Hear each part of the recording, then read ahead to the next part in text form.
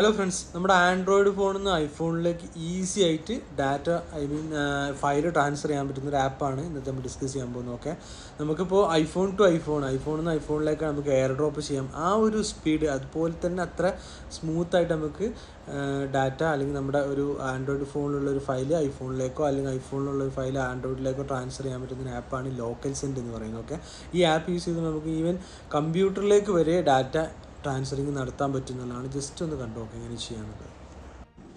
Guys, അതിന് വേണ്ടിയിട്ട് നമ്മൾ എന്ത് ചെയ്യുക, ആപ്പ് സ്റ്റോർ ഓപ്പൺ ആക്കുക, എന്നിട്ട് ലോക്കൽ സെൻഡ് എന്ന് ടൈപ്പ് ചെയ്യുക. ഓക്കെ, ലോക്കൽ സെൻഡ് ഇതാണ് നമ്മുടെ ആപ്ലിക്കേഷൻ. ഞാൻ ഓൾറെഡി ഇൻസ്റ്റാൾ ചെയ്തതാണ് ഈ ആപ്ലിക്കേഷൻ, അതുകൊണ്ടാണ് എനിക്ക് ഓപ്പൺ കാണിക്കുന്നത്. നിങ്ങൾ ഇൻസ്റ്റാൾ ചെയ്തിട്ട് ഇൻസ്റ്റാൾ ചെയ്യുക, എന്നിട്ട് ഓപ്പൺ ചെയ്യുക. ഓക്കെ, ഇതാണ് നമ്മുടെ ആപ്ലിക്കേഷൻ. എന്നിട്ട് അലോ കൊടുത്തു കഴിഞ്ഞ് കഴിഞ്ഞാൽ ഈ ഒരു ആപ്പ് ഇങ്ങനെ ഓപ്പൺ ആയി കിട്ടും. ഇത് എൻ്റെ ആൻഡ്രോയിഡ് ഫോണാണ്. ഓക്കെ, ഈ ഒരു ആൻഡ്രോയിഡ് ഫോണിൽ എന്ത് ചെയ്തിട്ടുണ്ട്, ഈ ഒരു ആപ്പ് ഡൗൺലോഡ് ചെയ്തിട്ടുണ്ട്. ഓക്കെ, ലോക്കൽ സെൻഡ് എന്ന് പറഞ്ഞാൽ ഈ ഒരു ആപ്പ് ആൻഡ്രോയിഡിൽ ഓപ്പൺ ചെയ്യാം.